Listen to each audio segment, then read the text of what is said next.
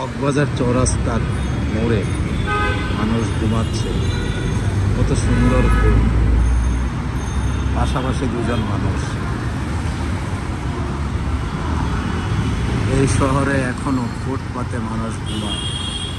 বাসা বাড়িতে সামান্য ইলেকট্রিসিটি যাওয়ার পরে মানুষ অস্থির হয়ে ওঠে, অথচ এই মানুষগুলো কত সুন্দর ঘুম ঘুমাচ্ছে।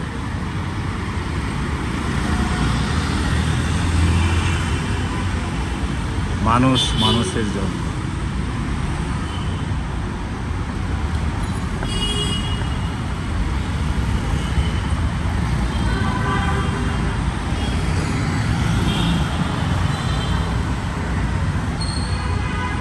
নির্ঘুম ঘুম, অথচ বাসা বাড়িতে অনেক এত শান্তির ঘুম ঘুমাতে পারে না।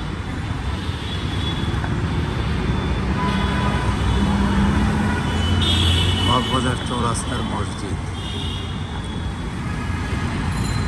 এটা হচ্ছে কক্সবাজার চৌরাস্তা।